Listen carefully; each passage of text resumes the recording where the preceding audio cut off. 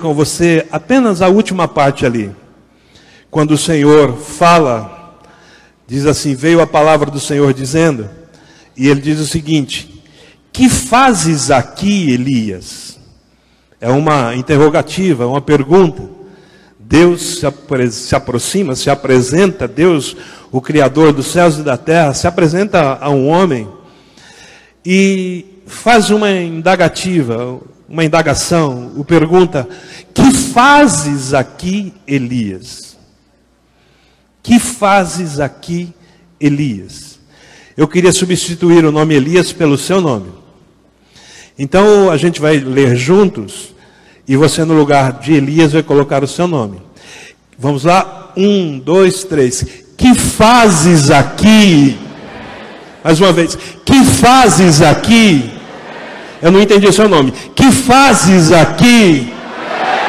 Muito bem, feche os seus olhos, vamos orar. Pai, eu quero te agradecer pela oportunidade que o Senhor nos dá de estarmos aqui em tua presença, no lugar que aprove o Senhor nos dá para estarmos caminhando diante do Senhor, estarmos nessa noite ouvindo a sua palavra. Te agradecemos por esse período de louvor, consagramos a ti a nossa adoração, consagramos a ti esse culto realizado em teu nome, na certeza e convicção da tua presença nesse lugar. Consagro a vida de todos que aqui já estão, oro pela vida dos que estão vindo ainda, aqueles que saem do seu trabalho e se dirigem ao culto nessa noite. Que o Senhor os traga a todos com seguranças, livrando-nos de toda intempérie, de toda dificuldade, de toda ação e retaliação do maligno, para que assim não aconteça. Que eles venham debaixo do teu amor e cuidado, e que todos possamos receber a porção que o Senhor tem reservado para cada um de nós, em o nome de Jesus. Amém. Diga amém. Então nós temos o Senhor se apresentando a um homem que não era um homem comum, era um instrumento que era usado de uma maneira poderosa pelo Senhor, um profeta da nação de Israel chamado Elias. Elias recebe a visita do Senhor, recebe uma visitação do próprio Deus, e não em um lugar muito oportuno, não em um lugar que ele havia preparado para receber o Senhor. Ele não estava recebendo o Senhor no Santo dos Santos, não estava recebendo o Senhor em um banquete que ele havia preparado, não estava recebendo o Senhor diante de um altar. Ele recebe o Senhor em uma caverna. O texto começa dizendo assim, olha: ali entrou numa caverna, onde passou a noite. Já havia uma noite que ele estava ali, onde passou a noite, e eis que veio a palavra do Senhor. Então, veio a palavra do Senhor ao profeta. O próprio Deus se manifesta na direção dele e fala: o que fazes aqui, Elias? E a gente vai tratar de responder essa pergunta hoje. O que faz um profeta em uma caverna? O que faz um profeta sozinho? O que faz um profeta em uma caverna? A caverna tem alguns simbolismos na Bíblia. Ela normalmente era lugar de esconderijo, onde as pessoas se escondiam, muitas vezes, e quase sempre quando estavam numa rota de fuga. Os que corriam, se dispunham a entrar em cavernas, quase sempre eram pessoas que, por algum motivo, foram afastadas do convívio social. Então não poderiam mais estar entre os seus. Então, por esse motivo, viviam, ou passavam, ou se escondiam, tomavam um tempo dentro de uma caverna. A história do profeta é algo semelhante a isso, a essa condição. E eu quero ler alguns versículos antes, para a gente entender melhor, e para a gente chegar nesse ponto e entendermos o que faz o profeta em uma caverna. Eu quero retornar a alguns versículos e gostaria de ler a partir do verso 3. Ainda no capítulo 19, no versículo 3, nós estamos no primeiro livro dos Reis. Versículo 3 fala assim: quando ele viu isso, levantou-se para escapar com vida, se foi, e chegando a Berseba, que pertence a Judá, deixou ali o seu moço. A minha tradução fala assim: temendo, pois, Elias, está bem diferente dessa. Elias levantou-se para salvar a sua vida e se foi. Então a gente já consegue entender que o profeta está de fato em uma rota de fuga, com medo de algo. E o texto aqui nos deixa bem claro que Elias está fugindo, com medo de perder a sua própria vida. Ele fala assim: temendo, pois, Elias, temendo pela sua vida, ele se levantou e saiu. Para salvar a sua vida, ele se foi. Chegou a Berseba, que pertence a Judá, e deixou ali o seu moço. Deixa o seu moço em Berseba, versículo 4. Ele mesmo, porém, entrou no deserto no caminho de um dia, e foi se sentar debaixo de um zimbro, e pediu para si a morte. Então vamos ver aí alguma coisa que não bate. Primeiro o texto fala no verso 3 que temendo, Elias levanta-se e para salvar a sua vida vai embora. Então, como alguém que no versículo anterior estava temeroso pelo que podia acontecer com a sua vida, vai embora, foge, se mete em uma rota de fuga.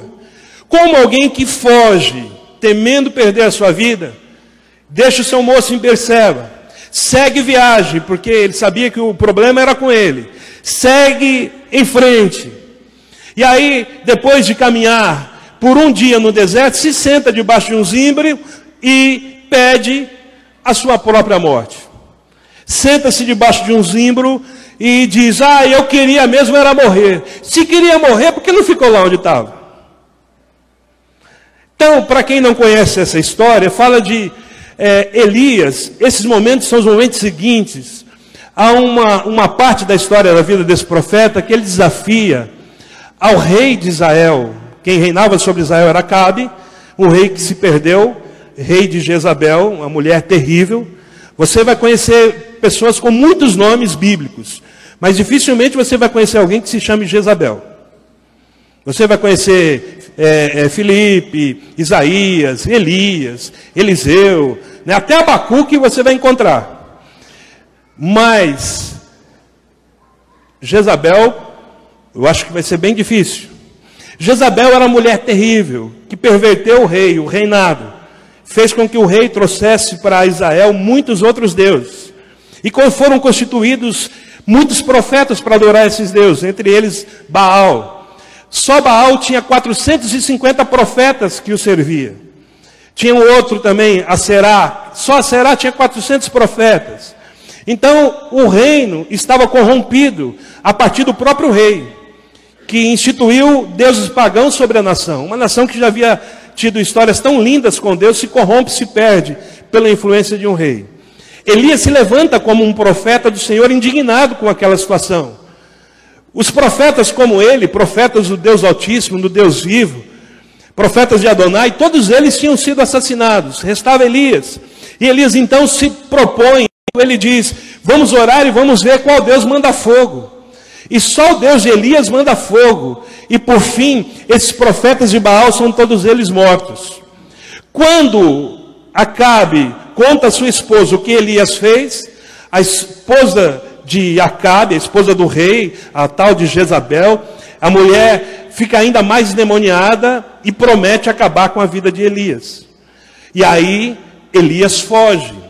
Então a história de Elias tem algumas contradições, porque como alguém que é capaz de ter tanta fé para enfrentar 450 profetas, para enfrentar 850 profetas, para enfrentar um rei, para enfrentar um povo a parte do povo que estava corrompido, para enfrentar tudo isso sozinho, crendo que o Senhor iria lhe dar respaldo, segurança. Como que um profeta que tem tanta ousadia e coragem para fazer isso, depois de ter vencido a todos esses profetas e provado a todos que só o Deus que podia mandar fogo era o Deus de Elias, e não os deuses pagãos que aquele povo estava servindo, depois dessa evidência toda, depois desse mover todo, depois de todos esses acontecimentos, quando ele ouve que Jezabel está querendo a sua cabeça, ele bate em retirada, temendo perder a sua própria vida.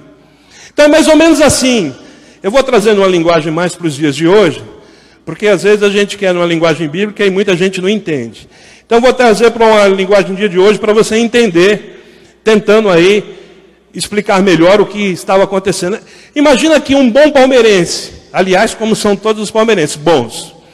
Imagine como que um bom palmeirense enfrente 450 corintianos. Porque corintiano gosta de confusão, não é? Por isso que eu não falo mal de corintiano, porque eu tenho medo.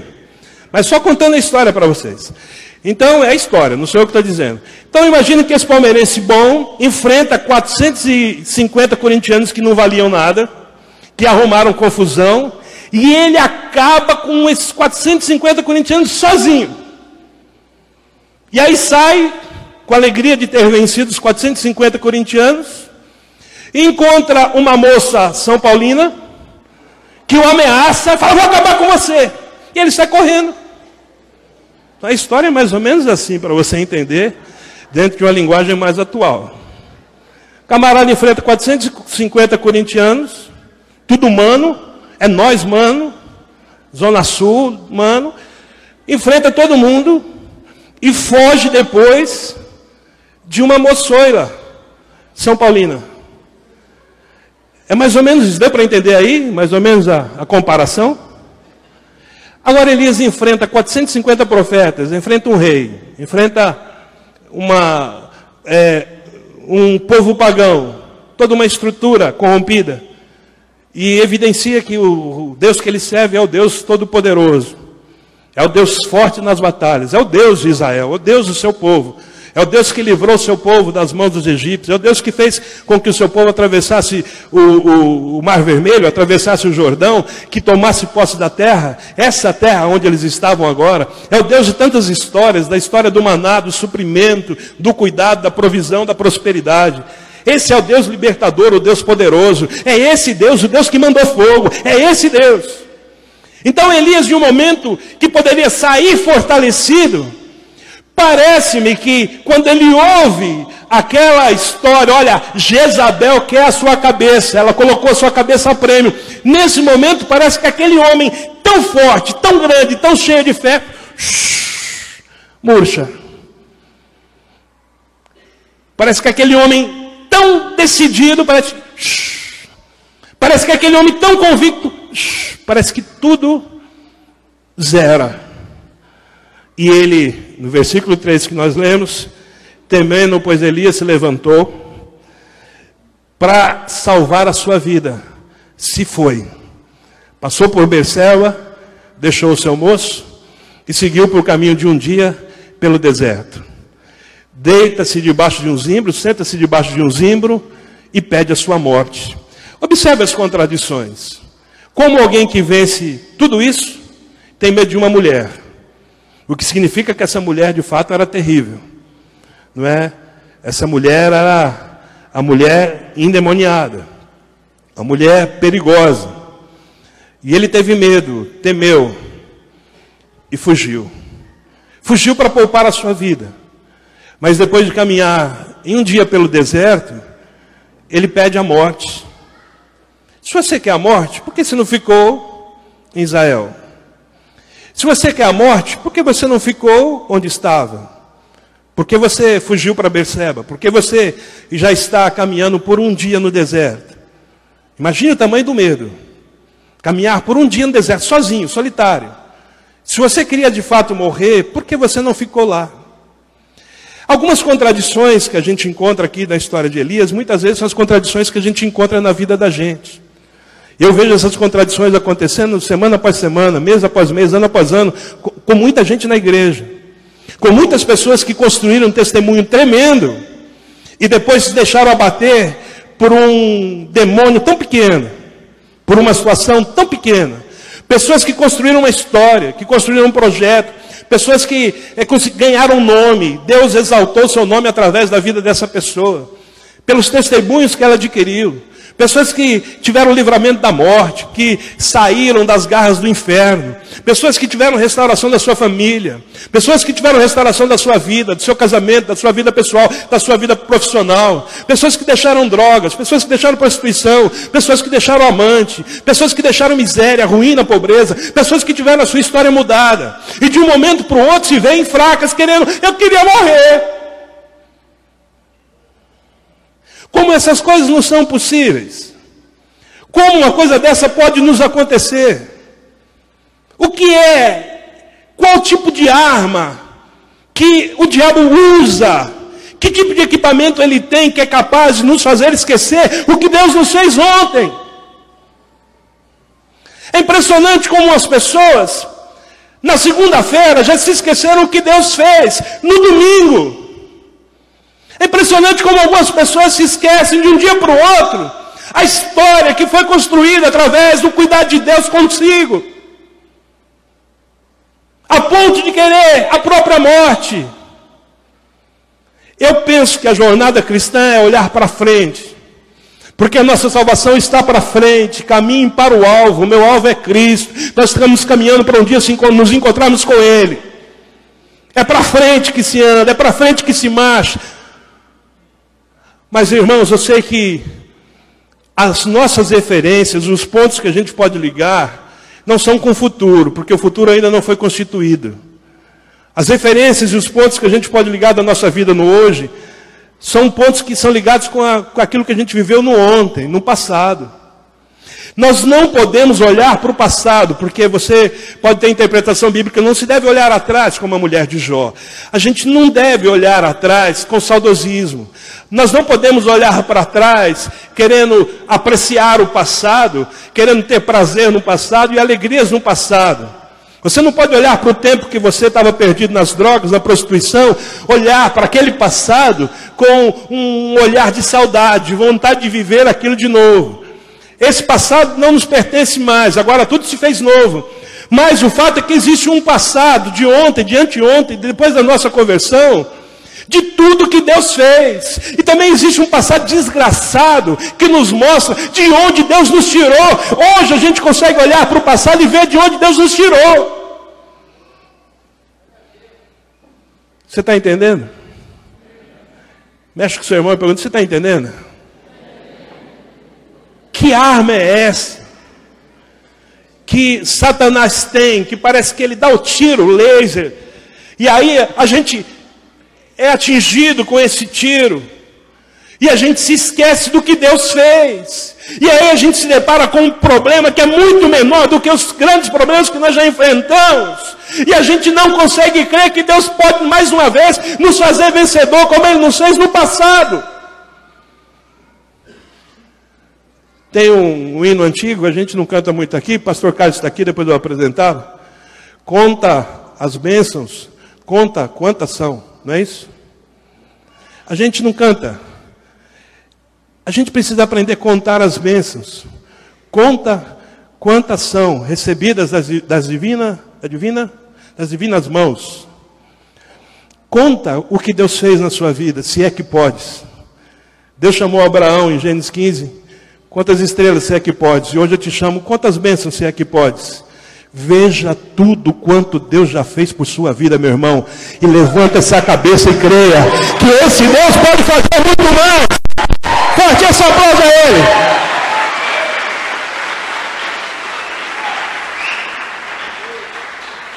A gente não consegue contar o que Deus fez. Quando a gente se depara diante de um problema, de uma circunstância, diante de uma adversidade, parece que aquilo nos tira o estímulo, nos rouba a fé, nos tira e remove de nós a convicção que um dia foi tão forte na nossa vida. Elias, o que você está fazendo aqui? Então esse Elias para debaixo de um zimbro. Volte ali por favor o versículo 4. E ele para debaixo de um zimbro. Está dando problema aí? Som, vocês estão ouvindo? Cortou, né? Um minutinho para que eles resolvam aqui.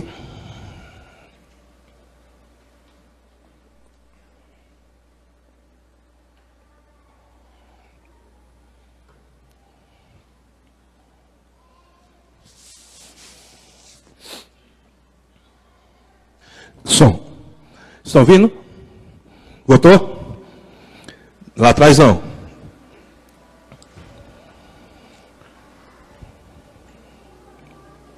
Estamos com um aparelho ali que inventou de não querer trabalhar mais. Quando é assim, tem que comprar um novo.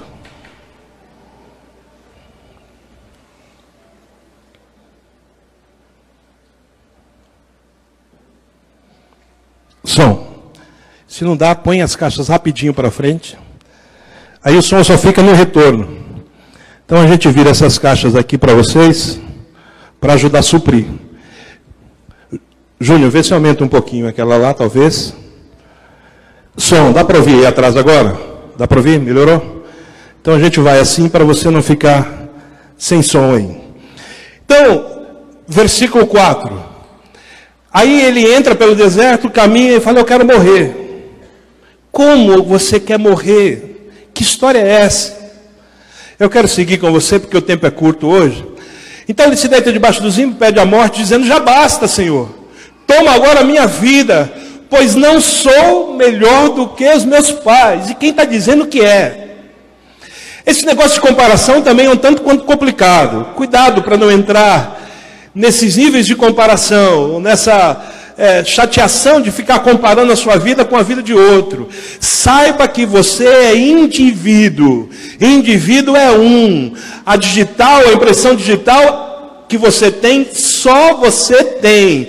7 bilhões de pessoas, mais ou menos, é a população mundial. E a impressão digital que é só sua. Não fique olhando e entrando em comparações ridículas. Porque você é você. E do jeito que Deus me trata, é diferente do jeito que trata a sua vida. Do jeito que Deus trata o seu irmão, é diferente do jeito que Deus trata você. Mas o fato é que Deus trata todos aqueles que permitem ser tratados. Então deixa Deus tratar a sua vida, Ele vai tratar. Posso ouvir um amém? Um aplauso a Jesus. Se você se permitir ser tratado, abaixa o retorno agora. Ele vai tratar. Então vamos seguir aqui, porque a gente tem pouco tempo. Versículo 5. E deitando-se debaixo do zimbro, dormiu. E eis que um anjo o tocou, ele disse, levanta, levanta-te, come. Eu gostei desse anjo, né? Que anjo bacana esse. Não tem o nome dele, esse anjo garçom aí. Eu gostaria de... Senhor, manda esse anjo cuidar de mim também. O anjo chega, o pastor Matos ia gostar muito, né? Esse anjo acordando ele toda manhã, Matos, levanta, come. Não é? Não que ele precise. Mas, que anjo bacana esse. Então, o anjo acorda, levanta, come, versículo 6. E ele olhou e eis que à sua cabeceira estava um pão. E não era um pão asmo, um pão cru, era um pão cozido. Estava sobre as brasas, olha só, pão na brasa. Isso aí, mais uma picanha, ia ser uma coisa linda, né? Então, pão sobre a brasa e uma botija de água. Tendo comido e bebido, tornou a deitar-se. Esse estágio aí que Elias se encontra, parece ser um estágio de depressão. Ele estava deprimido. Quem está deprimido só dorme e come. Não tem ânimo para mais nada. Dorme, pouco come. Se não tiver que preparar, porque não tem forças para nada. Então, o Senhor identificou qual era o estado de Elias naquele momento. Envia o anjo, cuida do meu filho ali, porque o meu filho está numa situação de depressão, está deprimido. Você sabe que essa questão da depressão, a depressão é uma das doenças que mais, por favor, intercedam aí, porque senão não vai. E compre um aparelho novo, em nome de Jesus, para não acontecer mais isso. Som. Estão ouvindo? Então, a depressão é uma das doenças que mais vai matar. Parece que até 2020 a principal causa de morte mundial vai ser a tal da depressão. E a gente pensa que homem de Deus não tem depressão. Se não tomar cuidado, tem sim. Mulher de Deus não tem depressão. Se não vigiar, tem sim. E um homem de Deus que tem depressão deixou de ser homem de Deus por causa disso? Não. Uma mulher de Deus que foi acometida por depressão deixou de ser mulher de Deus por causa disso? Não, não penso que não. Mas a gente precisa buscar força em Deus. Hoje não dá tempo de tratar desse assunto, para que o diabo não nos tome. O deprimido é aquele que perdeu força de viver. Eu tenho uma definição para depressão que é a seguinte: pessoa que entra no estágio de depressão é uma pessoa que perdeu a capacidade de sonhar. Quando a gente não tem mais sonhos ou não consegue mais sonhar, aí você entra na depressão. O que nos mantém vivos? Os sonhos, os projetos, o dia de amanhã. É isso que nos mantém ligados, ativos, funcionais. Tudo isso é o oposto da depressão. Então o que nos faz vencer a depressão é o fato da gente ter sonhos, a gente ter metas. Metas são importantes, porque quando a gente busca as metas, a gente não tem tempo para a depressão. A minha meta é vencer. Você não vai ter tempo para ficar deprimido. A minha meta é ser salvo. Você não vai ter tempo para ficar deprimido. A minha meta é salvar uma multidão. Você não terá tempo para ficar deprimido. Eu sei que nessa igreja ninguém tem tempo para isso, porque o nosso alvo é buscar o Senhor, aquilo que Ele tem para a nossa vida. Vamos para cima. Vamos para cima. Vamos buscar os sonhos que o Senhor tem e plantou no nosso coração. Mas Elias parece que por um momento perde isso. Talvez Elias tenha colocado assim um foco muito grande em vencer os profetas de Baal. Parece que ele projetou a sua vida, lançou-se sobre esse propósito. Parece que ele se encheu de toda a fé do mundo para crer que Deus ia derramar fogo sobre aquele holocausto que ele estava apresentando, sobre aquele sacrifício. A verdade é tanta que ele apresenta, ele monta o altar, coloca o sacrifício e ele pega jarros de água e coloca água sobre tudo. É tão grande a fé que Deus ia mandar fogo e não ia ter nada que atrapalhar esse fogo de Deus. Mas me parece por um momento que toda a fé de Elias só foi até esse ponto. E ele não tinha projetos para o que seria depois.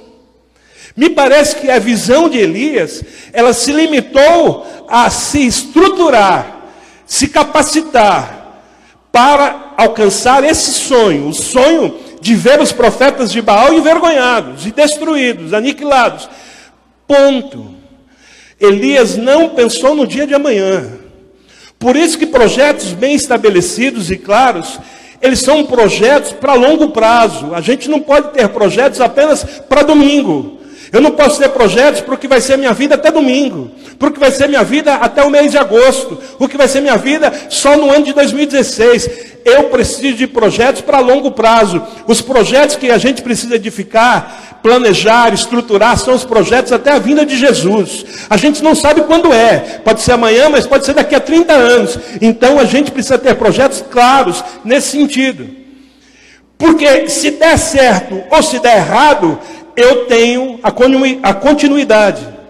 Quando a gente estabelece projetos e são claros, que nesses projetos existe a possibilidade do certo ou do errado, ou seja, do sucesso ou do fracasso, porque em muitas coisas que a gente empreende, existe a possibilidade do erro, ou de não dar o resultado que a gente esperava. Como seria bom se todo empreendimento que a gente desenvolver, a gente tivesse a certeza do resultado satisfatório. Vou abrir uma banquinha de hot dog, um carrinho de hot dog, e isso aí vai ser suprimento para a minha vida. Como seria bom se a gente tivesse essa convicção tão clara. Portanto, a maioria dos nossos empreendimentos e se não der certo? E poucas vezes a gente pensa, se não der certo, porque dá a impressão que quando a gente pensa assim, a gente está sendo pessimista. Então a gente estabelece um projeto, vamos fazer um grande evento a céu aberto. Mas a gente tem que ter uma pergunta: e se chover? Não, meu Deus não vai mandar chuva. Será que não mesmo? E se Deus quiser provar as irmãs da chapinha? Vai mandar, não vai? E se Deus quiser que você que está aí namorando uma moça, que tem um cabelo muito bonito, que se Deus quiser eliminar surpresas depois de casado e quiser mostrar como de fato ela é, vai mandar chuva para estragar o cabelo, para lavar o rosto e tirar a maquiagem. Aí você se assusta e sai correndo, ou você diz, dá para encarar. É com isso mesmo que eu vou ficar. Então a gente não sabe. A gente tem que estabelecer projetos e propósitos e sempre ter o plano alternativo. Mas mais do que isso, eu estou falando em coisas terrenas. As coisas espirituais, a gente ora a Deus para ter convicção e certeza de que é assim que a gente deve fazer. Mas o prosseguimento. Deus me deu um projeto para ganharmos 5.000 almas. E eu creio que esse projeto vai dar certo e nós teremos as 5.000 almas aqui em pouco tempo. a pergunta, o que nós vamos fazer com essas 5.000 almas? Porque não é só ganhar 5.000 almas, jogar dentro da igreja e achar que elas vão ficar aqui dentro da igreja. Se a gente não tiver um bom projeto de consolidação, um bom projeto de discipulado, se a gente não tiver uma boa estrutura, se eu não tiver pelo menos 1.000 pessoas que sejam homens e mulheres de Deus, essas 5.000 almas entram em um dia para sair no outro. Vocês estão entendendo como que funciona a questão projetos? O projeto Ganhar 5.000 almas é muito bem elaborado, estamos trabalhando por isso, a oração, a jejum, a desenvolvimento dessa parte, há muita coisa sendo feita. Há o trabalho físico, há o trabalho logístico, há o trabalho virtual, há o trabalho espiritual, há muito trabalho envolvido para que 5.000 almas sejam ganhas a Jesus até 2000 e... Quando é mesmo? 18. 5.000 almas aqui em 2018. Em 2018, no dia 15 de julho, 5.000 almas aqui. O que fazer com essas 5.000 almas? Então o projeto continua. Estou querendo que você entenda algo. Nos projetos que Deus tem dado à sua vida, nos projetos espirituais, alcance, mas antes de alcançá-los, pense na continuidade. Porque senão você retrocede. Teve muita gente que chegou lá e depois retrocedeu, porque quando chegou lá, não sabia o que fazer.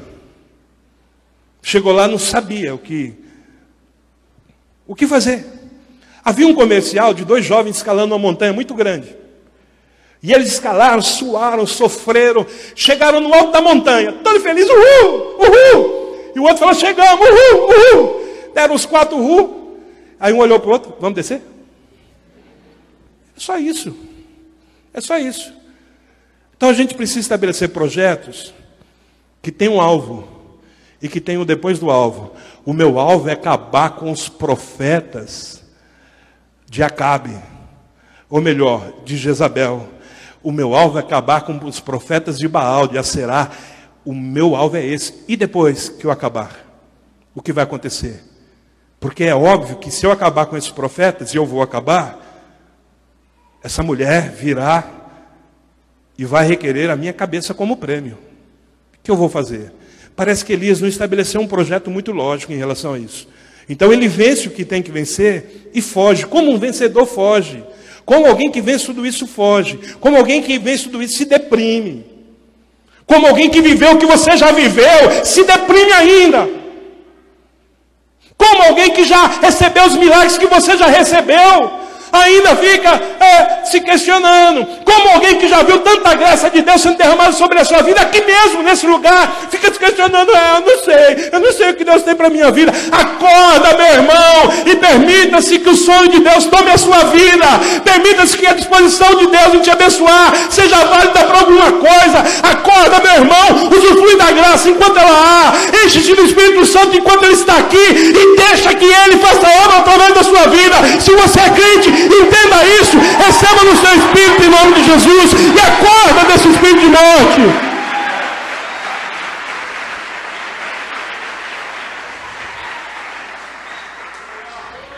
De tantas vitórias que você já teve, de tanta coisa que você já viu Deus fazer, por que você se acanha? De tantas dores que Ele já te curou, porque essa enxaqueca te deprime e te faz querer a morte. Tantas vezes que Ele já te usou, de tantas pessoas que através da sua vida, intercessão e trabalho, Ele já salvou. Porque você acha que Ele não vai salvar os seus filhos? Porque você entrega os pontos e não acha que Ele vai salvar o seu marido? A gente não pode ter um projeto tão miserável assim. A gente não pode ter uma disposição tão curta assim. A gente precisa ir mais à frente. Tem mais de Deus para ser vivido. Tem mais de Deus para ser alcançado. E Ele vai permitir que você alcance. Volta ali o texto que nós estávamos, por favor.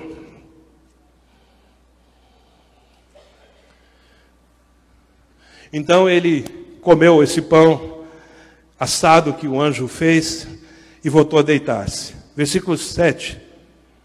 O anjo do Senhor veio pela segunda vez, acordou, tocou, acordou, ele disse, levanta-te e come. Mais uma vez, o anjo serve, porque ele estava desmaiado, porque demasiado longa será a sua viagem. Então, o anjo estava preparando para o que haveria de vir. Está falando, acorda, come o pão aí. Depois acorda, come de novo. Porque você tem uma caminhada muito longa pela frente. Você tem uma jornada muito longa pela frente. Hoje o Espírito Santo está te dizendo o seguinte: come dessa palavra, porque é uma jornada muito longa na sua vida ainda. E você precisa se alimentar bem para estar de pé diante dos seus adversários. Porque nessa hora Ele vai se fazer grande na sua vida. Se você recebe, então se expressa da melhor maneira em nome de Jesus. Você precisa estar de pé diante do seu adversário. Então a gente precisa se levantar. Tem gente que toda semana está deprimida. Tem gente que toda hora está caída. Tem gente que está sempre se queixando das mesmas coisas. Tem gente que está sempre pedindo oração pelas mesmas coisas. Tem gente que não reage. Tem gente que apenas absorve. Elias absorveu uma notícia: essa mulher vai acabar com você. Jezabel, pediu a sua cabeça a prêmio. E ele se abateu por essa palavra. Em 2016 vai ser um dos anos que mais você vai ouvir palavras que querem te botar dentro de uma caverna, desistido, desanimado, cansado e pedindo a Deus a morte. Prepare-se, porque 2016, muitas palavras e sentenças que irão querer alcançar o seu coração. Mas faça como diz lá em Romanos: seja todo homem mentiroso e Deus verdadeiro. Dê ouvidos à voz de Deus na sua direção, porque essa palavra que te mantém de pé. Se você entende, se alegra nele, recebe a palavra dele no seu espírito, em nome de Jesus. Acorda! Acorda, Elias, come de novo, porque você ainda tem um longo trajeto pela frente. Existe um alimento que nos é necessário. Elias não estava ali pedindo comida. Elias estava ali pedindo a morte. Talvez você chegou aqui hoje, ou passou por essa semana, ou esse problema que você está vivendo e vivenciando, é alguma coisa que te faz pensar na morte. E Deus está dizendo que você precisa para agora não é a morte. Tenha paciência, porque essa hora vai chegar, mas não é agora. O que você precisa agora não é a morte, o que você precisa agora é comer. E Ele mesmo hoje enviou o anjo para te alimentar, meu irmão. Então se alimenta, come, porque você vai precisar. Essa unção, esse alimento vos é necessário para a longa jornada que nós temos pela frente. A gente tem uma longa jornada. E quando chegarmos no final dela, nós diremos: vencemos 2016, todas as suas sentenças e todas as suas crises, e recebemos de Deus a promessa, assim como Ele havia nos dito. Essa sentença sim deve apenas ser ingerida. Essa sentença sim vale a pena ser tomada e fazer parte da sua vida e da sua história. Deus tem um bom alimento para você. Você vai tomar posse de toda a promessa quanto Ele tem feito. Então se alimenta, come, saboreia o melhor que Deus tem para a sua vida. Toma desse alimento, saboreia.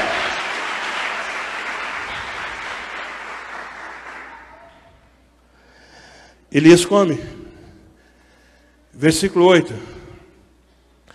Levantou-se, pois, comeu e bebeu. E com a força desse alimento, meu irmão, a Bíblia é engraçada demais, né?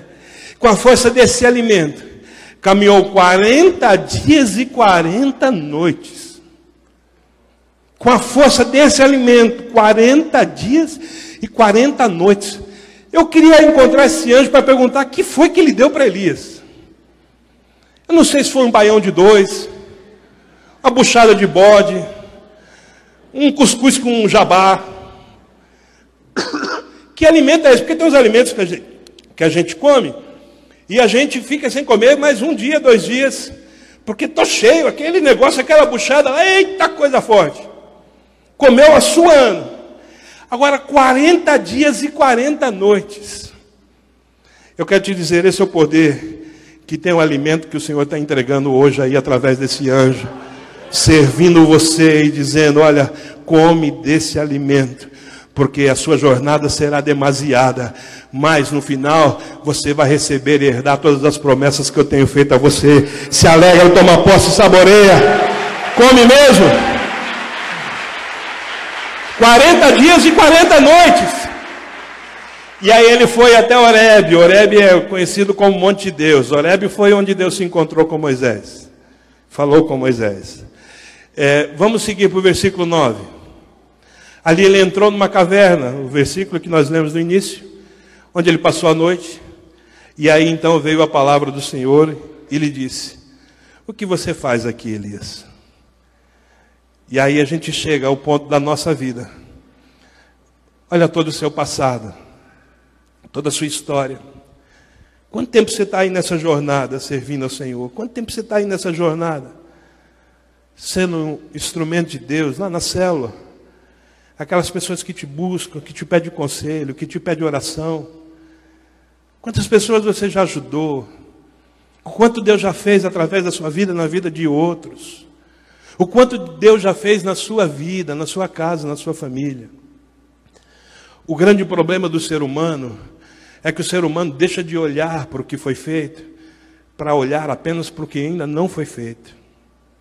Somente isso. Um líder casado, e aí a gente deu a oportunidade apenas para o marido. E aí depois ele questiona, por que a minha esposa não recebeu a mesma oportunidade que eu recebi? Eu disse, a pergunta deveria ser contrária. Que alegria que um de nós tivemos a oportunidade. A gente sempre reage de uma maneira equivocada. A gente tira os olhos do que está feito para olhar o que não está feito. A gente tira os olhos do que está pronto para olhar o que não está pronto. A gente tira os olhos do perfeito para olhar o imperfeito. E não é assim que deve ser. Os nossos olhos devem estar no perfeito. O perfeito, aquele que te chamou, aquele que te escolheu, aquele que morreu por você na cruz sem que sobre ele houvesse um dolo. Os nossos olhos precisam estar nele. Se você quiser vencer nessa vida aqui, os seus olhos precisam estar nele. Não é no que não fez. Eu ainda não tenho a minha casa própria. Eu ainda não tenho o meu carro. Eu ainda não tenho a salvação do meu marido. E depende da sua ação ou reação, não terá mesmo. Pare de olhar para o que ainda não foi feito. Pelo que não foi feito, você ora, você intercede, você jejua. Você se posiciona para alcançar aquilo que é promessa. Mas os olhos não estão no que não foi feito. Os olhos estão naquilo que Ele já fez, naquilo que Ele é. Por que eu estou de pé? Por tudo que Deus já fez na minha vida. Agora, a fé que enche o meu espírito me mantém de pé para ver com os olhos tudo que Ele me prometeu. O meu passado, tudo que Ele fez me mantém de pé hoje. E a minha fé e esperança me mantém de pé porque Ele ainda vai fazer.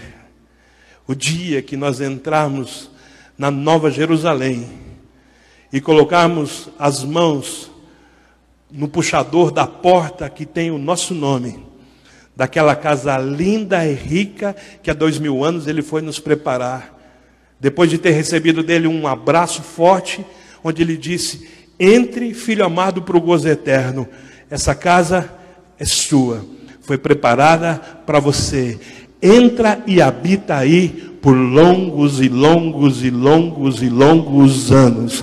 Esse é o nosso olho no futuro. É a nossa fé nos mantém de pé por aquilo que ainda não foi feito, mas que pela fé nós já cremos.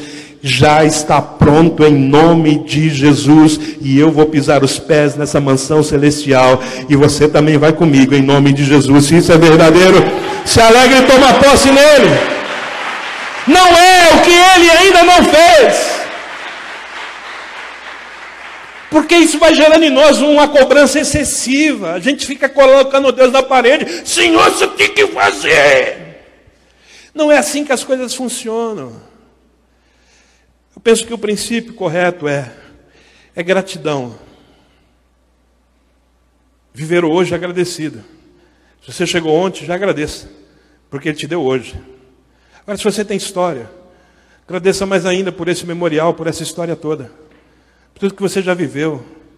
Deixa as insatisfações de lado. Porque eu disse no início que já vi muito isso acontecer nas semanas, todas as semanas, meses, anos. A gente vê pessoas caindo, se perdendo na fé, porque começaram a focar os olhos onde não lhes interessava. O novo convertido vem a Jesus, vem à igreja, e ele entra aqui, tudo é lindo. Tudo é lindo. Até o defeito é lindo. O som para de funcionar, ai que lindo. Tudo é lindo. O velho não. Tudo é problema. Tudo é crítica. Tudo devia ser melhor. O que você acha de alguém que diz, eu vou sair da igreja por causa da igreja? É das pessoas. Nunca se converteu, fariseu. Vai se converter, porque quando você se converter, você vai entender que o pior de todas as pessoas é você. Porque é assim que a gente tem que se olhar, como o pior de todos os homens, se a gente quiser ser aceito de alguma forma. Porque a humildade precede a honra, e a soberba precede a ruína. Tem muita gente entrando em ruína, porque entrou na igreja, aprendeu alguma coisa, viveu alguma coisa, e pensa que sabe mais. Fala, eu que devia estar lá, sou eu que devia estar lá. Se fosse você que Deus tivesse escolhido para estar lá, era você, e não o outro que está. Sou eu que devia estar fazendo, sou eu que devia estar falando, sou eu que devia estar cantando. Se fosse você mesmo, era você que estaria lá, não é o outro. Sabe por que não é você? Porque não é você, é o outro que Deus escolheu. Sabe-se lá por quê? Não sei. Agora a gente tem que parar de ficar procurando isso. O grande entendimento que a gente precisa ter é que a igreja é um hospital. Jesus disse, eu vim para os enfermos. Então aqui a gente está num grande hospital. Estamos cercados de pessoas enfermas, dentre as quais nós, dentre as quais eu.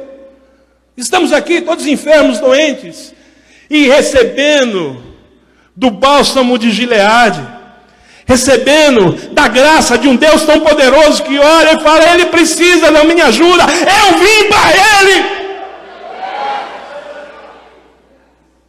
E não ficar olhando o outro, estou saindo por causa do outro. Então sai mesmo, meu irmão. Vai lá fora, lá onde você estava. Vai lá no meio das drogas, da prostituição, no meio daquela turma corrompida. Lá você não precisa sair de lá por causa do outro, não, porque todo mundo lá é gente boa. Todo mundo lá presta. Ninguém lá é ruim. Os ruins estão aqui. Então vai embora. A gente não pode se deixar levar por essas coisas. Se Deus é que nos acorda pela manhã e diz, come, meu filho, porque a jornada vai ser longa. Ele nunca disse que seria fácil. O próprio Jesus disse, no mundo tereis aflições, mas tenham bom ânimo. A gente tem que parar com essa brincadeira de querer ser crente, com essa brincadeira de querer ser homem e mulher de Deus, e não aguentar um balanço do mar, que a gente já está querendo pular do barco. Não aguentar ser açoitado por uma onda, que a gente já quer desistir. Não é assim não que a gente faz. Quando o barco está sendo açoitado por uma onda, e Jesus está lá na proa dormindo, na popa, não lembro onde era, vai lá e acorda Jesus. Jesus acorda porque o barco está quase indo a pique. Depois de acordado, Jesus vem e diz, mar, acalma-te, vento, cala-te. Acabou. Agora, antes de acordar Jesus, a gente quer jogar facas. Ao invés de acordar Jesus, a gente quer culpar o marinheiro, o capitão. A gente quer culpar todas as pessoas. Não é assim que a gente vai vencer na vida. A gente vai vencer na vida e principalmente vencer na fé e alcançar as promessas de Deus é olhando para a nossa vida, olhando para o chamado e para o propósito de Deus, nos entregando a Ele, sem ficar olhando para acusações, para sentenças de quem quer que seja, e sim acreditando na promessa que Ele nos fez. Filhinho, acorda. Nessa noite, o mesmo Senhor que foi a Elias, dentro daquela caverna, o fugitivo, o apavorado, o deprimido, o cansado, o mesmo Deus que foi Elias naquela caverna, vem a você hoje. Mesmo Deus que foi em Horebe falar com Elias, vem a você hoje para te dizer: o que você está fazendo aqui?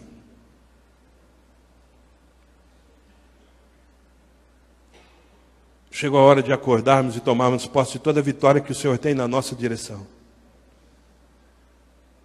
E a gente não faz isso por outro caminho, se não for por meio da fé. Não são as pessoas que são ruins.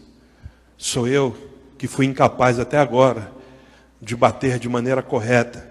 Porque quando eu bato de maneira correta, a porta se abre. Batei, abrir-se-vos-á. Só uma coisa, há um jeito certo de se abrir a porta. Quando você tem intimidade na casa, a casa é sua. Se você é casado, se você é filho, a sua mãe ou a sua esposa, quando você chega e você toca na porta, elas conhecem você pelo toque da porta. Quando eu chego em casa, eu toco. Ninguém pergunta, já abre a porta. O relacionamento gera isso. O toque na porta é a chave que abre a porta. Hoje você precisa encontrar em Deus o toque certo para que essa porta se abra. E essa porta vai se abrir. O toque da porta não é o toque da acusação. Estou saindo porque esse não presta.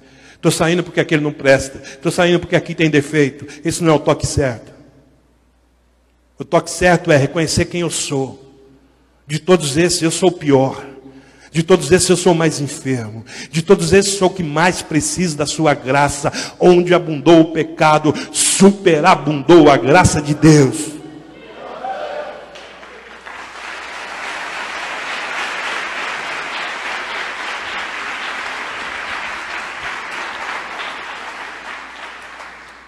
Fique de pé, nós vamos orar.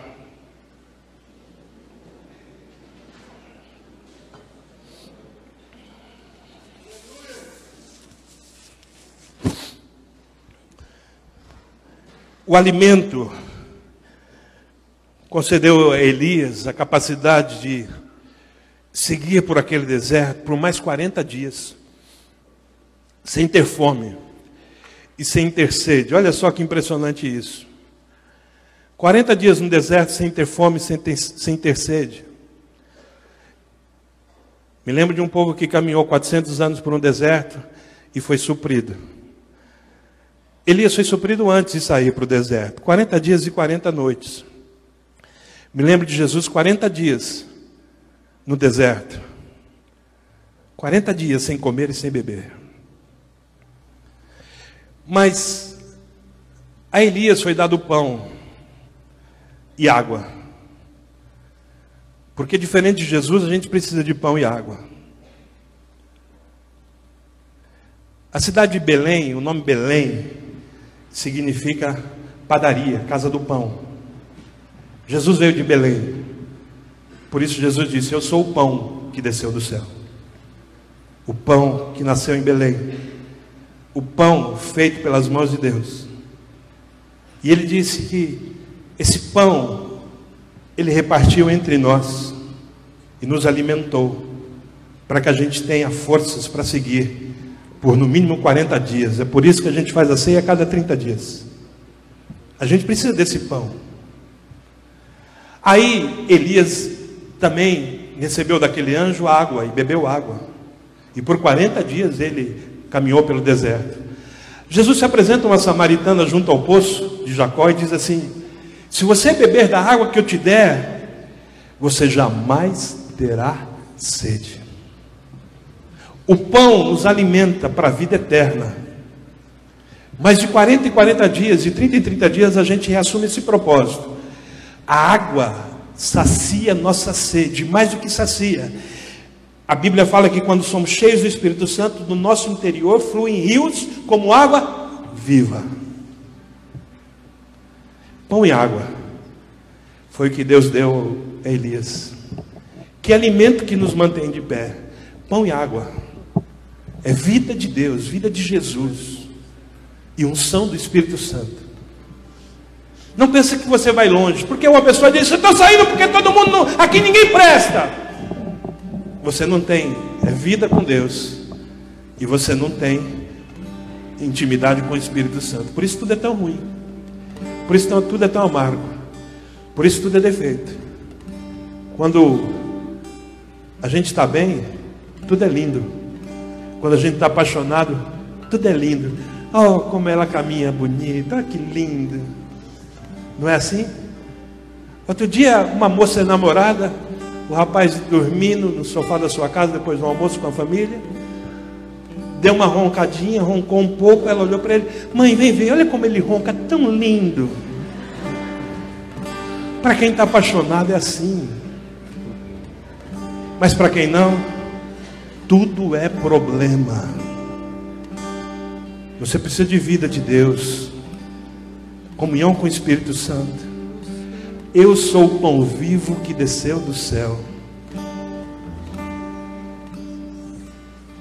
Sou pão vivo que desceu do céu, disse Jesus. Alimente-se dele, coma desse pão.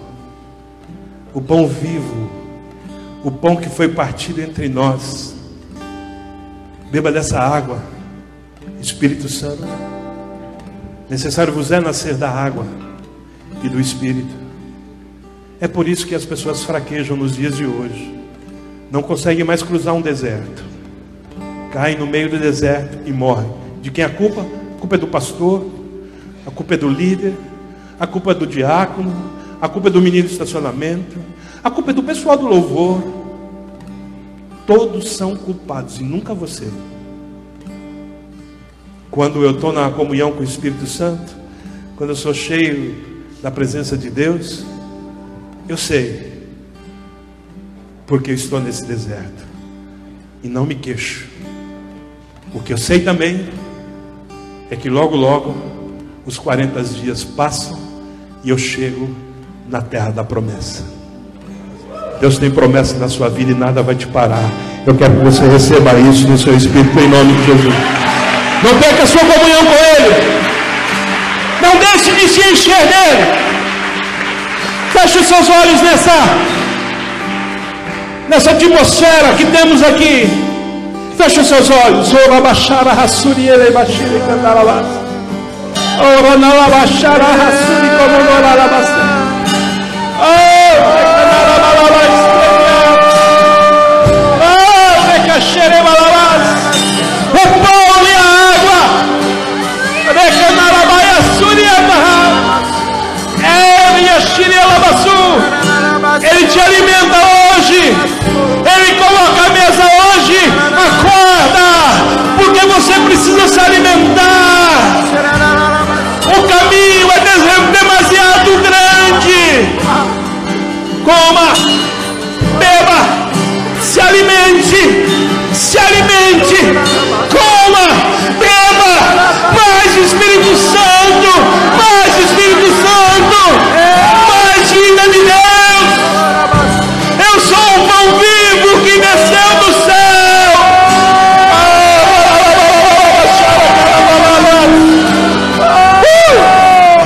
Feche os seus olhos. Pare de acusar. Pare de dizer que é o outro, de transferir a responsabilidade. Assuma o seu fracasso, o seu erro. Assuma o seu distanciamento de Deus. Você vai ver tudo tão lindo de novo. Você vai ver tudo tão bonito de novo.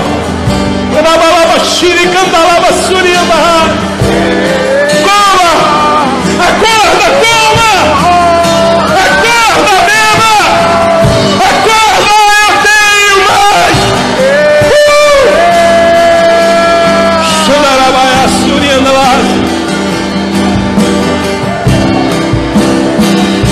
Não perca as forças. Tu és o pão do céu, o Deus Emmanuel. Enche-me até transbordar. Tu és o pão do céu, o Deus Emmanuel. Enche-me até transbordar. Tu és o pão do céu, o Deus Emmanuel. Enche-me, até transbordar. Tu és o pão do céu, o Deus Emmanuel. Enche-me, até transbordar.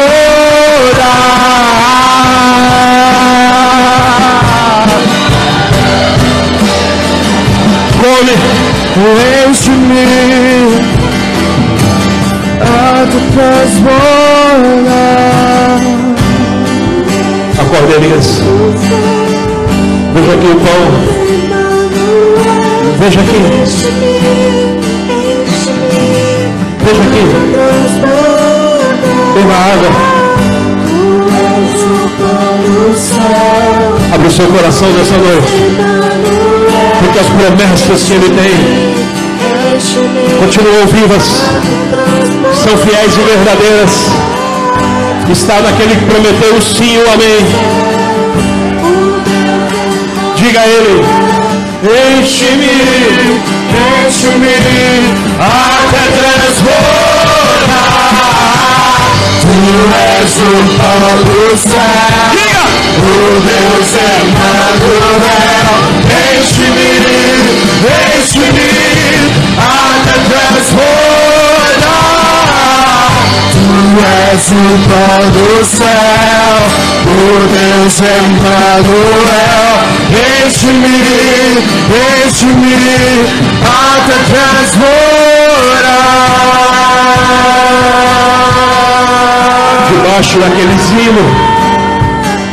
Debaixo daquele zimbro, ele se esqueceu de tudo que Deus fizera através de sua vida.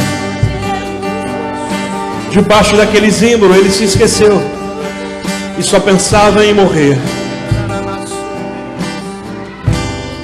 Não é isso que Deus tem para você.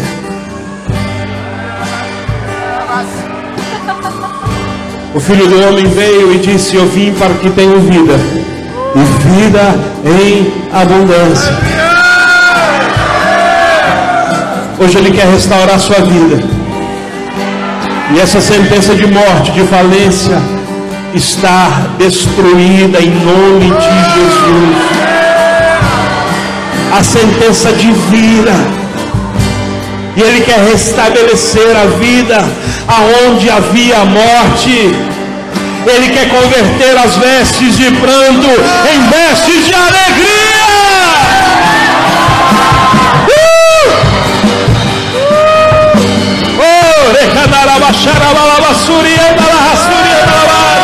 Se alimenta! Come! Bebe! Come, bebe, Elias!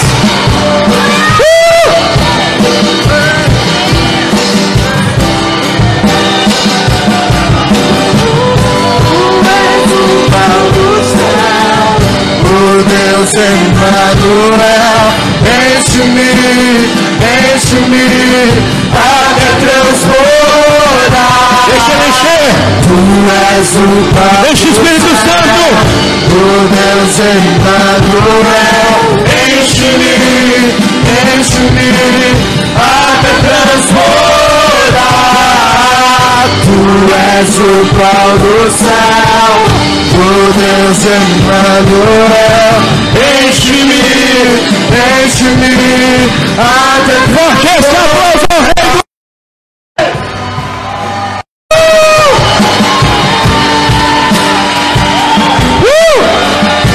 Obrigado, Pai, pelo alimento que nos sustenta, a sua palavra. O que beber dessa água jamais terá sede. Ele é o pão da vida. A vida está em se alimentar dele. Aleluia. Cumprimente a 3 pessoas da sua volta e diz assim: